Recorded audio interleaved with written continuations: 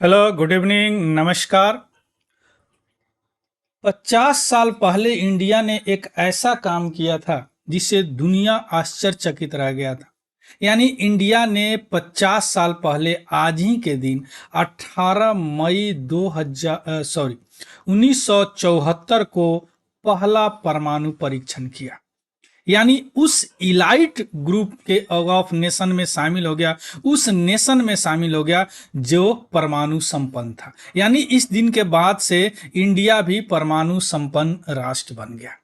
अब यह टेस्ट का बैकग्राउंड क्या था, क्यों हम टेस्ट किए और उसका इमीडिएट कारण क्या था टेस्ट करने का, इसके टेस्ट के बाद पूरे इंटरनेशनली क्या रिएक्शन हुए, है ना। अभी हमारा न्यूक्लियर सिद्धांत क्या है, ये सारे चीज अभी हम समझने का प्रयास करते हैं। चलिए शुरू करते हैं। सबसे पहले न्यूज 18 मई 1974, यानी आज ही के दिन, आज 18 मई 2024 है। ठीक 50 साल पहले कोई भी घटना अगर 50, 100 साल, 150 साल, 200 साल, ये बड़ा इंपॉर्टेंट होता है। उस समय बार्क के यानी वाबा एटॉमिक रिसर्च सेंटर के जो प्रणव दस्तीदार फॉर्मर डायरेक्टर थे, उन्होंने बटन दबाया और यह न्यूक्लियर को विस्फोट किया, यह न्यूक्लियर डिवाइस को। कब? 8:05 पे। कहां पे? राजस्थान के पोखरण में। इसलिए इसे पोखरण टेस्ट भी बोला जाता है। हालांकि इसको बोला गया कि हमने पीसफुल न्यूक्लियर एक्सप्लोजन किया, यानी शांतिपूर्ण परमाणु विस्फोट किया है, पीए नहीं किया है। लेकिन यह लैंडमार्क इसलिए हो गया हमारा पहला न्यूक्लियर टेस्ट, क्योंकि इससे हम जो है कहा उस लीग ऑफ नेशन में शामिल हो गए जिनके पास न्यूक्लियर कैपेबिलिटी था। इस टेस्ट का जो ऑपरेशन था, इस टेस्ट का नाम था स्माइलिंग बुद्धा ऑपरेशन। क्यों? चूंकि 28 मई 1974 को क्या था? बुद्ध पूर्णिमा था, इसलिए इसका नाम स्माइलिंग बुद्धा ऑपरेशन रखा गया। दूसरी बात कि चूंकि यह पीसफुल न्यूक्लियर एक्सप्लोजन था, तो इसलिए भी इसको बुद्धा जो है पीस का संदेश लेके आए थे, इसलिए स्माइलिंग बुद्धा इसका नाम रखा गया। यह अंडरग्राउंड टेस्ट था, ऑफ कोर्स प्लूटोनियम बम था जो 10 से 15 किलो टन के रेंज में था। क्लियर? अब हम आते हैं कि यह उस समय क्या जो प्रधानमंत्री थी श्रीमती इंदिरा गांधी थी, वो इस साइट पे विजिट कर रही है। अब आते हैं क्या बैकग्राउंड था जो इंडिया ने यह न्यूक्लियर टेस्ट कंडक्ट किया। बैकग्राउंड की बात करते हैं, इसके बाद में इमीडिएट कारण की बात करते हैं। देखिए, वर्ल्ड वार यानी विश्व युद्ध 1945 में खत्म हो गया था, लेकिन ठीक खत्म होने से जब एंड ऑफ वार था, यानी खत्म होने वाला था, उसी समय अगस्त 1945 के को अमेरिका ने जापान पर 2 परमाणु हमले कर दिए। कहा? हिरोशिमा और नागासाकी पे। इसके बाद में भी सोवियत यूनियन जो है न्यूक्लियर टेस्ट यानी परमाणु परीक्षण 1949 में किया। यानी पूरा विश्व उस समय 2 धड़े में, एक यूएसए और यूएसएसआर में, एक 2 अलायंस में बंट गया था। यानी पूरे कंट्री या तो यूएसए के फेवर में थे या यूएसएसआर के फेवर में थे, है ना। उनका अपना आइडियोलॉजिकली और इकोनॉमिक सुपरायरिटी यानी अपना एक डोमिनेंस करने के लिए, है ना। इनका आइडियोलॉजी कम्युनिस्ट था, इनका आइडियोलॉजी कैपिटलिस्ट था, है ना। तो अब ये क्या करते थे? दोनों प्रोक्सी वार कराते थे। यानी 2 कंट्री अगर लड़ रहे हैं, अगर इनके विचारधारा के हैं तो इनको सपोर्ट कर रहे हैं, या अगर यह बी इनके विचारधारा के थे, यानी पूरे विश्व में प्रॉक्सी वार कराते थे। जैसे आज भी ईरान जो है क्या करता है? प्रॉक्सी वार कराता है पूरा मिडिल ईस्ट में। कई वीडियो बनाया हूं, एक बार चेकआउट कीजिएगा, है ना। तो उसको क्या बोला गया? शीत युद्ध बोला गया। अब एक दूसरी बात की दोनों परमाणु संपन्न राष्ट्र है, एक बैकग्राउंड। और दूसरा जो है, उसी समय क्या किए कि ये लोग जो परमाणु संपन्न राष्ट्र तो बन गए, है ना, P5 यानी जो वीटो वाले थे। उसके बाद में इन्होंने कहा कि इनको लगा कि अब पीस आनी चाहिए। अब इन्होंने क्या किया कि न्यूक्लियर नॉन प्रोलिफरेशन ट्रीटी लाए, यानी परमाणु अप्रसार संधि, है ना, उस पे साइन इन्होंने 1968 में कर दिए। अब उसमें न्यूक्लियर वेपन स्टेट का डिफिनीशन बोला गया था कि वह कंट्री जो 1 जनवरी 1967 से पहले न्यूक्लियर बम एक्सप्लोड कर लिए हो या बना लिए हो, उनको न्यूक्लियर वेपन स्टेट बोला जाएगा।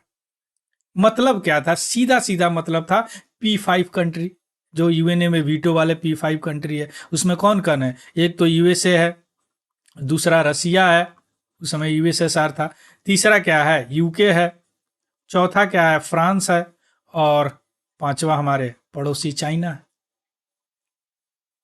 है ना। ये 5 कंट्री, सीधा सीधा इसका मतलब यही हुआ।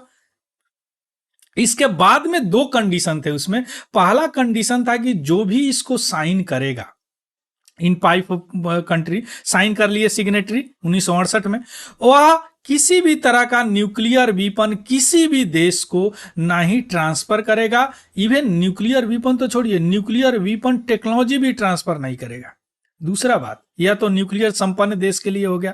दूसरा कंडीशन था, जिनके पास न्यूक्लियर वीपन नहीं है, यानी नॉन न्यूक्लियर स्टेट, वह इस बात से सहमत हो कि वह किसी से ना ही रिसीव करेंगे, लेंगे, ना ही डेवलप करेंगे, ना ही कोई न्यूक्लियर वीपन वह एक्वायर करेंगे किसी भी कंट्री से। इसका सीधा मतलब क्या होगा कि हम लोग डेवलप कर लिए, अब आप लोग डेवलप मत कीजिए, हम प्रॉक्सी वार आप लोगों को लड़ाते रहेंगे, है ना। ये 2 हो गया बैकग्राउंड। अब आते हैं थोड़ा सा कि क्यों इंडिया को मजबूर होना पड़ा न्यूक्लियर टेस्ट करने के लिए, कंडक्ट करने के लिए चूज करना पड़ा।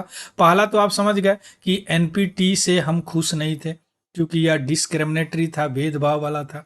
क्योंकि P5 कंट्री को ही अब बताया जा रहा है कि इनके पास यहीं रखेंगे न्यूक्लियर वीपन, दूसरा कोई रखेगा ही नहीं, तो इंडिया डायरेक्टली उसको नकार दिया, उस ट्रीटी को ऑब्जेक्ट किया, उस ट्रीटी को। दूसरा, हमारे यहाँ भी थोड़ा सा घरेलू रूप से भी कुछ विकास हो गया था, डोमेस्टिक डेवलपमेंट। जैसे हमारे साइंटिस्ट हो गए, होमी जे भाभा हो गए, विक्रम साराभाई थे, इन्होंने ग्राउंड वर्क तैयार कर लिया था न्यूक्लियर एनर्जी का। उस समय डिपार्टमेंट ऑफ एटॉमिक एनर्जी की भी स्थापना हो गई थी 1954 में। तो एक घरेलू डोमेस्टिक डेवलपमेंट था। दूसरी बात, तीसरी बात कि हमारे यहाँ लीडरशिप भी चेंज हुआ और जियो पॉलिटिकल क्लाइमेट भी चेंज हुआ। भू राजनीतिक लीडरशिप, यानी जैसे नेहरू जो थे, जो इसके फेवर में नहीं थे, वो मर गए। इसके अलावा उनके जो श्रीमती इंदिरा गांधी आई, उनकी लड़की, वो इस फेवर में थे, उन्होंने ही कराई। मोरारजी देसाई थे, है ना। तो यह लीडरशिप चेंज हुआ। जियो पॉलिटिकल चेंज इसलिए हुआ कि 1962 में हमने चाइना से लड़ाई किया, हार गया। पाकिस्तान से हमने 2 बार युद्ध किया, 1965 और 71 में, दोनों बार जीत गए, है ना। इसके अलावा चाइना ने तुरंत 1964 में परमाणु टेस्ट कर लिया। देखिए, अब चाइना के पास है तो मेरे पास भी तो होना चाहिए। तो यह जियो पॉलिटिकल यानी भू राजनीतिक क्लाइमेट भी चेंज हुआ, है ना। अब आते हैं कि कैसे टेस्ट किया गया पोखरण 1, है ना। पोखरण 1 इसलिए बोला जाता है कि पोखरण 2 भी किया गया था, है ना। अभी आते हैं, बड़ा सेक्रेसी, बड़ी यानी इतना सेक्रेसी था और अनसर्टेनिटी था कि इवन इंडिया खुद न्यूक्लियर टेस्ट किया पोखरण में, लेकिन अनाउंसमेंट नहीं किया कि हम टेस्ट करने जा रहे हैं। टेस्ट होने के बाद में सभी को पता चला कि हाँ, बुद्धा स्माइल कर गए। इवन इंटरनल भी अनसर्टेनिटी थी। इवन इंदिरा गांधी जी अप्रूवल की, उस समय का जो श्रीमती इंदिरा गांधी जो प्राइम मिनिस्टर थी, उनके कुछ खुद एडवाइजर लोग इसके अगेंस्ट में थे, फिर भी उन्होंने गो हेड का सिग्नल दिया। एक बहुत बड़ी उपलब्धि इंदिरा गांधी, उस समय इंदिरा गांधी का है और रहेगा भी। उसके बाद डेट और लोकेशन 18 मई 1974 को डेट चुना गया, क्योंकि बुद्ध पूर्णिमा था, है ना। पोखरण राजस्थान में अंडरग्राउंड या परमाणु परीक्षण हुआ। उसके बाद हमने मैसेज दिया, उसके बाद में एक सिंबल हो गया कि हाँ, हमने पीसफुल न्यूक्लियर परीक्षण किया और हमारे पास भी अब परमाणु एबिलिटी है, कैपेबिलिटी है, क्षमता है कि हम खुद को डिफेंड कर सकते हैं, है ना। अब आते हैं कि उसके बाद क्या हुआ। अपने तो ऐसा परीक्षण किया कि पूरे दुनिया को पता ही नहीं चला। उसके बाद में जब दुनिया को पता चला तो पूरे दुनिया से क्रिटिसिज्म आने लगे, सैंक्शन पे सैंक्शन होने लगा, है ना।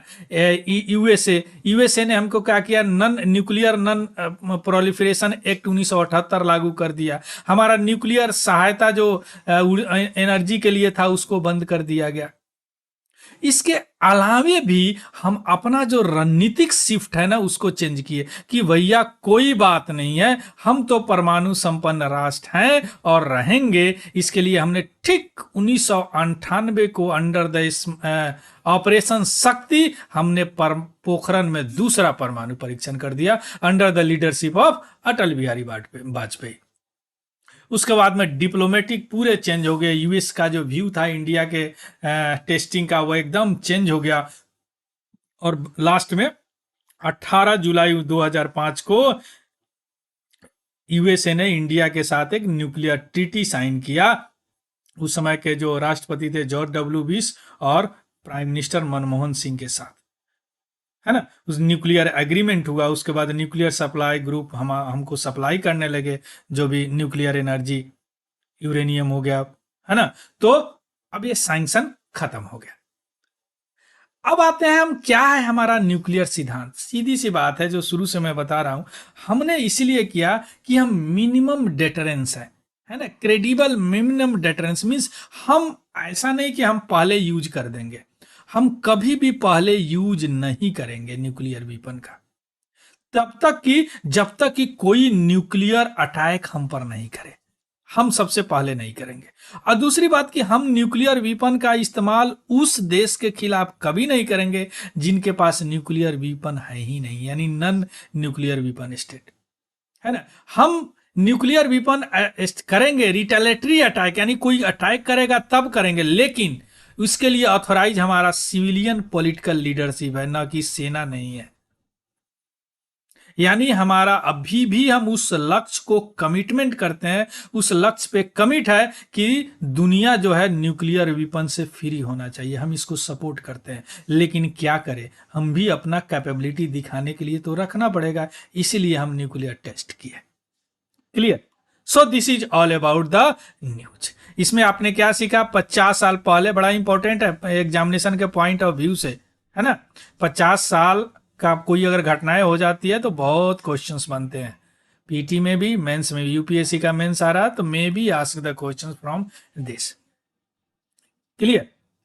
तो परमाणु क्या उसका बैकग्राउंड था, क्या उसका इमीडिएट कारण था, उसके बाद में क्या हुआ, हमारा न्यूक्लियर डेटरेंट सिद्धांत क्या है, ये सारी चीज हम लोग अभी देखे हैं, है ना। तो इसका पीडीएफ हमारे Telegram channel Tiwari general study से आपको मिल जाएगा, वहां से देख लीजिएगा, ज्वाइन उसको भी ज्वाइन कर लेंगे। अगर यह आपको इंफॉर्मेटिव लगा हो तो प्लीज इसको लाइक, शेयर और सब्सक्राइब जरूर करेंगे। So thank you, have a good day and happy learning. Thank you very much.